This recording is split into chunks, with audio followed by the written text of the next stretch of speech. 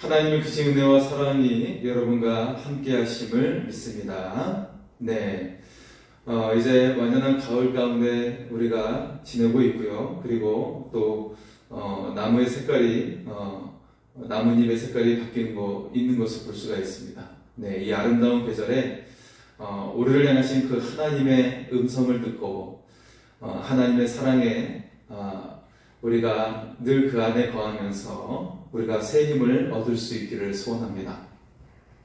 여러분 혹시 누군가의 비밀을 간직해 준 적이 있습니까? 예, 혹시 여러분 지금 내가 중요한 비밀을 혼자 알고 있다.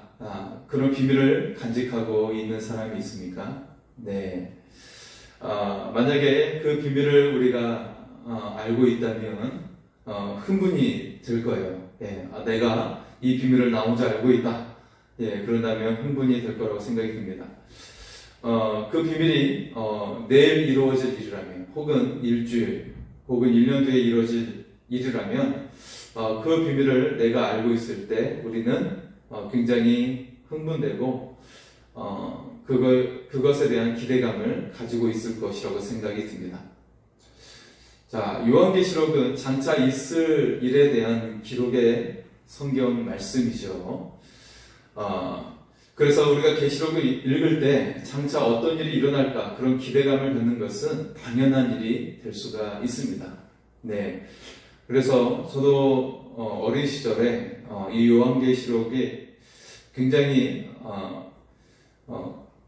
이 요한계시록이 관심이 많았고 또 어떤 미래가 펼쳐질까 그런 의문을 던지면서 요한계시록에 대해서 굉장히 큰 관심을 가지고 있었습니다. 네. 여러분, 미래에 일어날 일에 대한 그런 사건이 어떤 일이 일어나게 될까 그런 생각을 해보면 굉장히 궁금하고 네, 호기심이 생기는 것을 우리가 느낄 수가 있는데요.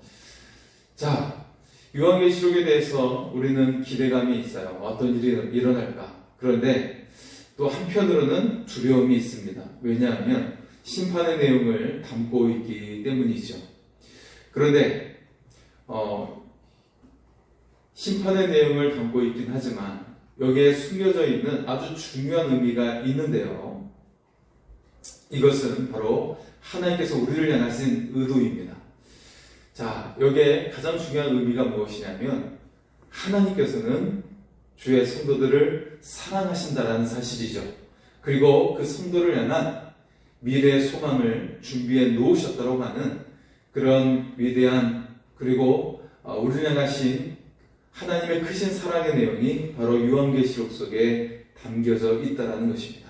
그래서 우리가 요한계시록을 읽으면서 가장 중요한 자세는 무엇이냐면 두려워하는 마음이 아니에요. 또 어떤 미래에 대한 호기심의 마음 그런 것도 아닙니다. 가장 중요한 것은 무엇이냐면 우리가 지금 현실의 어려움과 고통 가운데서 하나님이 그럼에도 불구하고 우리를 사랑하시는구나. 그리고 그 사랑하는 우리를 향해서 소망이 가득한 미래를 준비해 놓으셨구나. 이것을 우리가 발견할 수 있기를 원합니다. 네, 이것이 요한계시록을 읽을 때 가장 중요한 핵심이 된다라는 것이죠. 자, 하나님께서 우리에게 요한계시록을 주신 목적이 있는데 이 책이 기록된 상황과 관련이 된 것입니다. 네, 이 책이 기록될 때 당시 성도들은 로마의 핍박 가운데 고통을 받고 있었어요. 그래서 삶의 터전에서도 자신이 평생토록 기반을 다진 그 자리를 떠나야 되기도 하고 그런 고통 가운데 놓여져 있는 상황 속에 있었습니다. 그들에게 주 예수께서 다시 오실 것이라는 것을 요한계시록은 우리에게 말씀해 주시면서 그리고 새 하늘과 새 땅이 임하게 될 것이다 라고 그렇게 소망의 메시지를 우리에게 주고 있는 것입니다. 그래서 성도들을 향한 위로와 격려의 편지가 바로 요한계시록이라고 할 수가 있는 것이죠. 자, 따라서 결국 요한계시록은 성도들을 향한 하나님의 사랑이 담겨져 있는 것입니다. 네, 여러분 이 부분에 있어서 우리를 향한 하나님의 사랑 그리고 우리의 고통과 시련 가운데서 결국에는 하나님께서 우리에게 소망이 같은 미래를 준비해 놓으셨다는 점에서 우리는 굉장히 흥분되고 기대감이 생기게 된다는 것을 알 수가 있어요. 네. 자, 그래서 미래에 대한 호기심이 아니라 하나님께서 우리에게 희망이 가득한 미래를 준비해 놓으셨구나. 여기에 이 부분에 있어서 우리는 기대감과 흥분감을 가질 수 있기를 원합니다. 자, 오늘날 교회는 마찬가지이죠. 가장 세상에서 무시를 당하고 있는 상황에 놓여져 있어요. 그리고 이제 교회는 무관심의 대상이 되어 있는 것을 볼 수가 있죠. 요한계시록은 오늘 교회와 성도들을 향해서 말씀하고 있습니다. 너희를 끝까지 포기하지 않으시는 하나님의 사랑이 너희와 함께 있다는 것입니다. 너희를 위해 놀라운 영광을 하나님께서 준비해 놓으셨다는 것입니다. 이 시간 요한계시록을 통해 여러분을 향하신 하나님의 사랑을 발견할 수 있기를 바랍니다. 여러분을 향하신 하나님의 위대한 계획을 이 시간 깨달아 알고 이 시간 하나님을 온전히 바라보며 나갈 수 있기를 소원합니다. 자, 오늘 첫 번째 말씀의 내용은 계시를 주신 이유가 등장하고 있는데요. 여러분, 기독교는 다른 말로 어떤 종교냐라고 이야기했을 때 어떤 종교라고 이야기할 수 있을까요? 기독교는 계시의 종교라고 할 수가 있습니다. 특히 요한계시록은 가장 대표적인 계시의 책이 되는 것이죠. 그 계시를 주신 분이 누구인지 살펴보는 것은 굉장히 중요하죠. 굉장히 중요합니다. 이 계시를 주신 분이 누구인가? 이것은 굉장히 중요한 부분인데요. 자, 1절과 2절의 말씀입니다. 예수 그리스도의 계시라. 이는 하나님이 그에게 주사 반드시 속히 될 일을 그 종들에게 보이시려고 그 천사를 그 종 요한에게 보내어 지시하신 것이라. 요한은 하나님의 말씀과 예수 그리스도의 증거, 곧 자기의 본 것을 다 증거하였느니라. 아멘. 본문은 요한계시록 전체의 머리말에 해당이 되죠. 플로로그에 해당하는 말씀인데, 계시되는 순서가 어떻게 전개가 되고 그 내용이 무엇인지를 먼저 밝혀주고 있는 것이죠. 먼저 하나님께서는 계시의 전달 과정을 우리에게 설명해 주고 있어요. 바로 요한이 전하는 계시록은 말씀의 권위가 요한에게 있는 것이 아니고 하나님께 있다라는 것을 밝히고 있는 것입니다. 자, 이 계시의 말씀이 하나님께로부터 주어진 것이다 라고 말씀하고 있는 것이죠. 자, 그러면서 이제는 이 편지를 받는 대상이 누구인지 편지의 수신자에 대해서 이제 말씀을 하고 있는데요. 자, 그에 앞서서 여러분, 우리가 과거에는 종말론적인 그런 신학에 대해서 굉장히 관심이 많았을 때가 있었다라고 제가 지난주에 말씀을 드렸어요. 네, 그래서 과거에는 정말 이 종말론에 대한 신앙이 교회에 그냥 기본이 되는 그런 메시지 중에 하나였거든요. 그런데 왜 사라지게 되었냐면 당시에 이제 휴거 사건과도 좀 관련이 있죠. 92년도 그때 날짜가 10월 29일이었는데 어제가 10월 29일이지 않습니까? 그러니까 92년도 당시 지금 거의 몇 년도인가요? 32년이 지난 때인가요? 32년 전이죠. 거의 벌써 그때 일어났던 사건으로 말미암아 이 종말론적인 그런 시대적인 그런 사건으로 인해서 교회에서 종말에 대한 이야기가 다 사라지고 말았어요. 그래서 한국 교회는 더 이상 종말에 대해 강조하거나 주장하지 않는 입장에 놓여져 있게 되었죠. 그리고 이제는 너무 어떤 방식을 취하게 되었습니까? 교회가 너무 현세적이고 세속적인 메시지에 집중하고 있었다라는 거예요. 어떤 축복한다라는 거, 너희 축복받을지어다 그런 식으로 이야기하고 있고, 성공주의 신앙, 성공하십시오, 기대가 됩니다. 그런 쪽에 많이 집중하게 되어버린 그런 교회의 모습을 가지게 되었다는 것이죠. 하지만 우리가 결코 잊어서는 안 돼야 될 부분이 있는데, 그것은 우리가 하루하루 살아갈수록 주님의 날은 가까이 오고 있다는 것입니다. 네. 자, 그런 의미에서 요한계시록은 준비된 성도를 만들어가는 것이에요. 주님의 오시는 날을 준비하는 그런 준비된 성도를 만들어가는 것이 바로 요한계시록의 목적이죠. 이제 요한은 이 편지에 대해 수신자들을 소개하고 있는데요. 3절과 4절의 말씀입니다. 이 예언의 말씀을 읽는 자와 듣는 자들과 그 가운데 기록한 것을 지키는 자들이 복이 있나니 때가 가까움이라. 요한은 아시아에 있는 7교회에 편지하노니. 아멘. 자, 반모섬에 있던 사도 요한은 소아시아 7교회들에게 이 서신을 보내고 있습니다. 즉, 지금 터키 지방에 해당하는 7교회들에게 보내고 있는 것이죠. 하지만 단순히 그 당대의 성도들에게만 주어진 것이 아니라 지금 주님의 날이 더 가까움을 그 시기를 맞이하고 있는 오늘날의 우리들에게도 해당되어지는, 따라서 모든 성도들에게 보내는 편지가 바로 요한계시록이라고 할 수가 있는 것이죠. 네. 오늘을 살고 있는 바로 우리에게도 동일하게 주어지고 있는 말씀이 바로 요한계시록인 것을 알 수가 있습니다. 자, 요한계시록은 오늘날 우리에게도 매우 중요한 성경책이 되는 것이죠. 자, 이제 이 편지를 받는 성도들을 향해서 격려와 축복의 기도를 올리고 있어요. 네. 자, 5절과 6절의 말씀인데요. 5절과 6절입니다. 또 충성된 증인으로 죽은 자들 가운데서 먼저 나시고 땅의 임금들의 머리가 되신 예수 그리스도로 말미암아 은혜와 평강이 너에게 있기를 원하노라.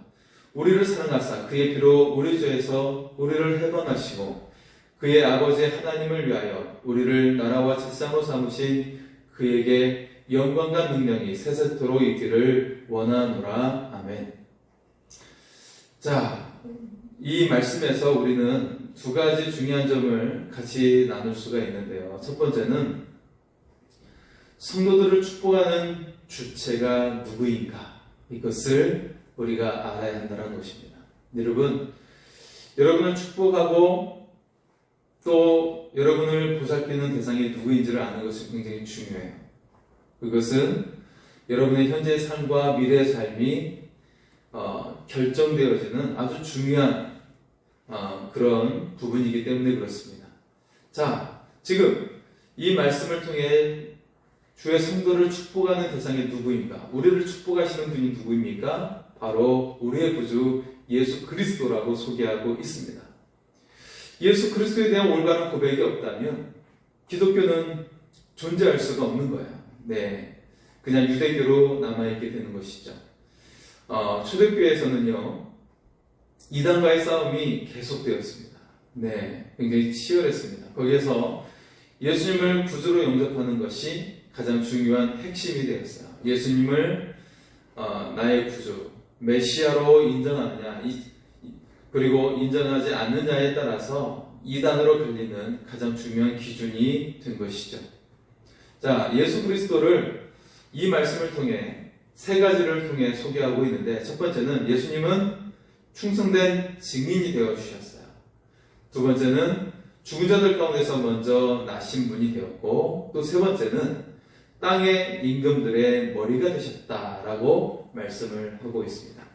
자, 하나님 입장에서는 예수님이 중요한 온 인류에게 구원을 베푸실 충성된 증인이 되어 주셨고, 또 우리 모두를 위해서 죽은 자들 가운데 먼저 부활하신 주님이신 것을 볼 수가 있습니다. 그리고 온 세상을 향해서는 땅의 모든 임금들의 머리가 되신 분이라고 소개를 하고 있는 것이죠. 이처럼 예수 그리스도는 성육신 하셨고 죽으셨고 부활하심으로 말미암아 증인이 되어 주셨습니다. 이제 세상의 임금들의 머리가 되십니다. 그 주님을 우리가 믿고 있는 것이고 그 주님이 우리와 함께하고 계신다는 것입니다. 자, 그렇다면 우리가 예수 그리스도께 영광을 돌리는 이유가 무엇일까요? 왜 영광을 돌려야 될까요? 첫째, 우리를 사랑하시기 때문에 그렇습니다. 우리를 사랑하시기 때문에, 우리를 끝까지 사랑하시기 때문에 그렇습니다. 두 번째는 그의 피로 우리가 주에서 해방시켜 주셨기 때문에 우리가 예수님께 영광을 돌리는 것이죠. 해방이 되었어요. 네. 여러분, 지금도 여전히 죄의 사슬에 묶여있는 사람들이 많이 있습니다. 여러분, 어제도 보면 조두순이라는 어린아이 성폭행했던 이 사람이 비록 감옥에서 풀려났지만 그가 이사간 곳에 따라서 또 사람들이 아주 예민해 있고 그를 또 경계하는 것을 볼 수가 있어요. 이처럼 죄의 꼬리표가 이 세상에서는 절대 씻겨지지 않습니다. 그리고 그렇게 흉악한 죄를 저질렀기 때문에 우리는 계속해서 우리 마음속에 그를 향한 증오의 마음이 있게 되는 것을 볼 수가 있어요. 네. 이처럼 이 세상의 죄는 인생을 결박시키고 또 미래에 대해서도 앞으로 나아가지 못하게 하는 그런 묶임을 받게 하는, 얽매이게 하는 그런 억압하는 것임을 알 수가 있습니다. 세상에 많은 사람들이 죄에 결박되어 억압을 받은 상태에서 살아가고 있어요. 대표적으로 부모의 죄의 유전, 잘못된 습관의 유전이 자녀들에게 그대로 물려가게 되는 것을 볼 수가 있어요. 알코올 중독자의 아버지를 싫어했는데 자신도 술을 좋아하고 알코올에 쪄들어 사는 것을 많은 그런 사람들 가운데 있는 것을 보게 되고, 또 도박 중독에 빠진 사람, 도박에 빠진 아버지를 증오했는데 자신도 그 도박에 빠지게 되는 그런 모습들. 그래서 죄의 유전이 우리에게 여전히 남아있다는 것을 발견하게 되는 것이죠. 여기서 완전히 벗어나기 위해서는 바로 예수 그리스도의 보혈의 피밖에 없다는 것입니다. 그래서 우리는 이렇게 기도해야 됩니다. 주님의 보혈의 피가 흐르게 하옵소서. 주님의 보혈의 피가 흐르게 하옵소서. 그래서 죄에서 깨끗이 씻기게 하옵소서 라고 기도를 해야 되는 것입니다. 자, 그리고 주님께 영광을 돌리게 되는 세 번째 이유는 우리를 나라와 제사장으로 삼으셨기 때문에 그렇습니다. 자, 나라와 제사장으로 삼았다. 자, 지금 조금 전에 우리가 읽었던 말씀이 형식적으로는 찬송하는 그런 영광송이지만 왜 삼위일체 하나님께서 교회를 축복하시고 안부를 전하는지를 우리에게 밝히고 있는 것입니다. 삼위일체 하나님께서 교회가 나라와 제사장이라는 직분을 수행하도록 부르셨다는 거예요. 나라와 제사장은 출애굽기 19장 6절에 등장하고 있고 또 베드로전서 2장 9절에 등장하고 있는데 왕같은 제사장이요 그의 거룩한 나라라고 그렇게 말씀하고 있지 않습니까?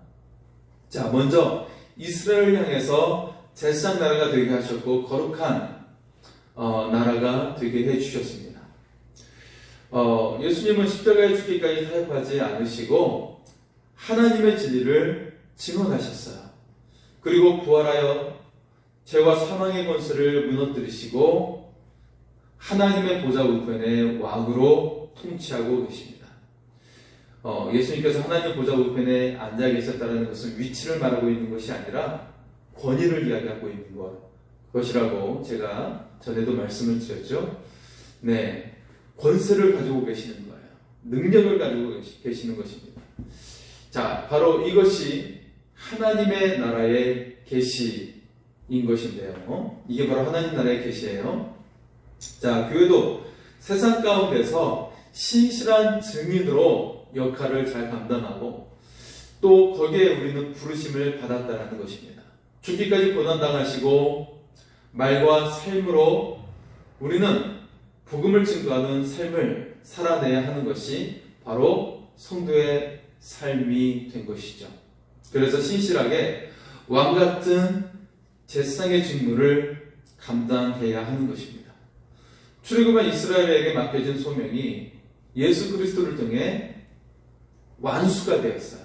이제 교회가 이 직무를 감당해서 하나님의 나라와 또 이 제사장의 사명을 감당하는 일을 교회에게 주어지게 되었다는 것입니다. 이처럼 우리가 하나님 나라와 이 거룩한 나라의 사명을 감당하는 그런 하나님의 백성으로 살아갈 수 있기를 소원합니다. 자, 이제 마지막 부분인데요. 선언과 계시에 대한 내용입니다. 하나님께서는 영원하시고 전능하신 분으로서 이 세상의 처음과 마지막이 되시고 주관하시고 통치하시는 분임을 밝히고 있습니다. 자, 주님은 하나님 앞에서 거룩하지 못한 이 세상을 향해 탄식하시고 주님의 재림의 날과 심판의 날을 선포하고 계십니다. 자, 7절과 8절의 말씀을 보겠습니다.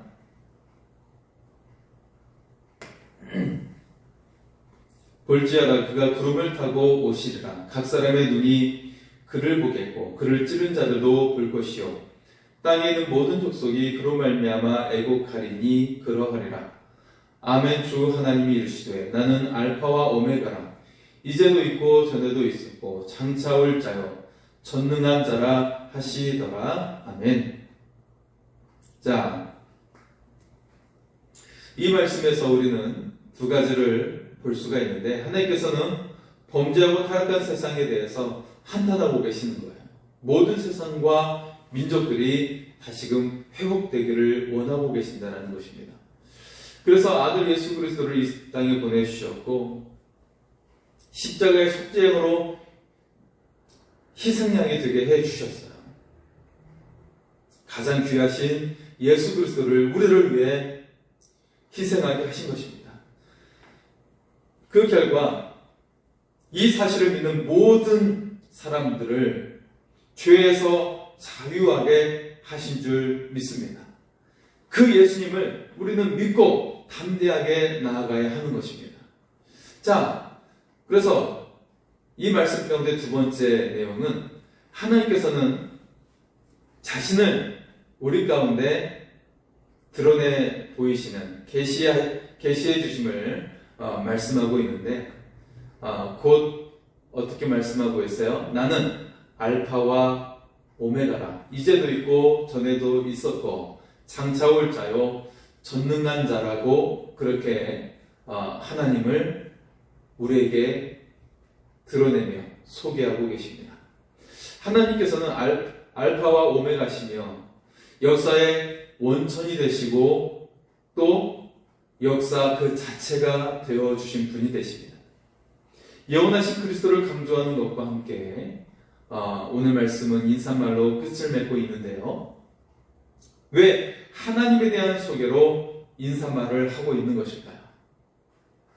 자, 묵시를 받은 종은 계시한 자가 누구인지를 아는 것이 굉장히 중요하죠.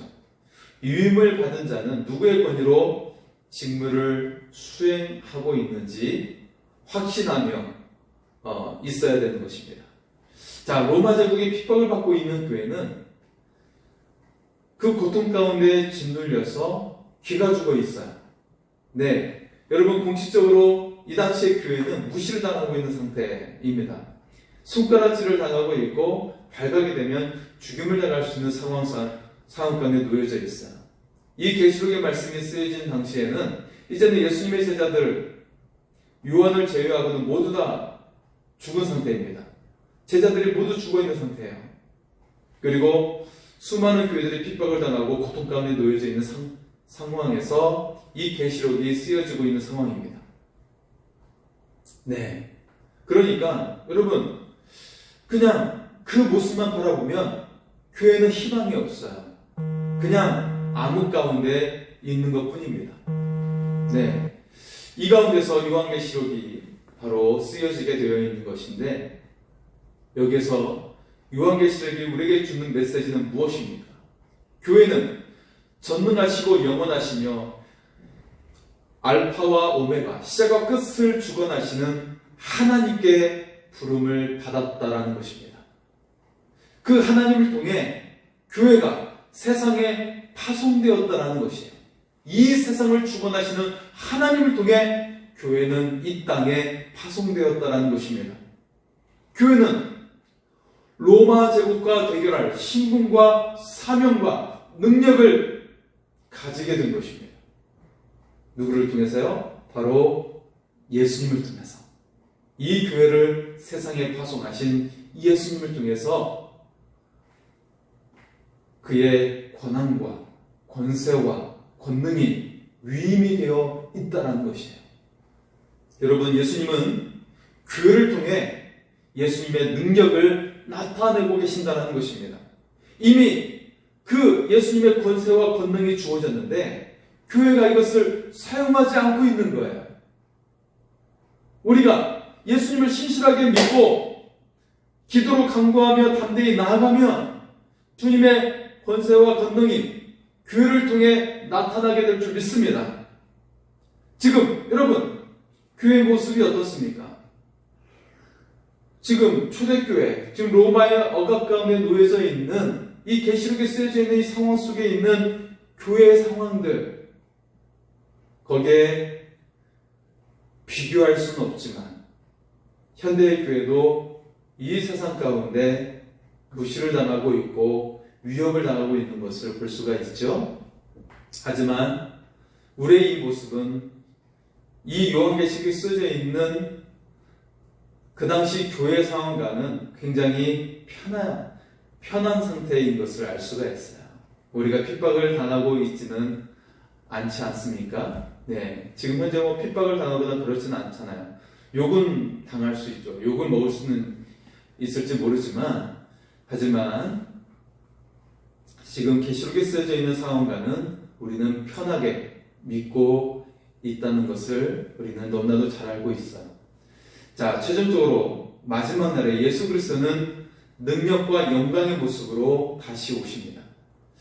요한계시록 19장 11절에서 21절은 영광중에 재림하시는 모습에 대한 절정을 우리에게 보여주고 있어요.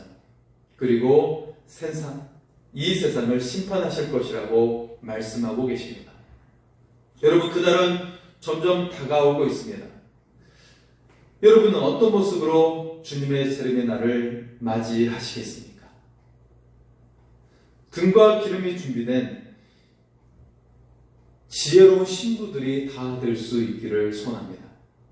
그 마지막 날이 오늘이라면 오늘 하루를 여러분 어떻게 사시겠습니까? 정말 예수님께 칭찬받을 수 있는 이 하루가 되어 살아갈 수 있기를 소원합니다. 예수님께서는 지금도 많은 사람에게 찾아오고 계세요. 그리고 각 사람의 마음의 문을 두드리고 계십니다. 여러분의 마음속에 그 예수님께서 임하시고 그 예수님의 사랑의 마음이 전해지기를 소원합니다. 예수 그리스도의 임재를 받아들이시기 바랍니다. 그분을 따라 살아가면 진정한 행복을 맛보며 살아갈 수가 있습니다. 그리고 또 예수님은 마지막 날에 심판의 주로 반드시 오십니다. 그렇다면 예수님을 맞을 준비가 되었습니까? 그 준비는 인간의 방법으로 준비하는 것이 아니에요. 주님께서 원하시는 대로 준비해야 되는 것이에요. 내 마음으로, 내 마음의 기준으로 준비하는 것이 아니라 주님의 마음에 합한 모습으로 우리가 준비해야 한다는 것입니다. 그것은 바로 예수님께서 행하셨고 제자들에게 명하셨던, 지금도 헤매고 있는 영혼을 구원하는 그 일로 말미암아 우리가 주님을 맞을 준비를 해야 한다는 것입니다.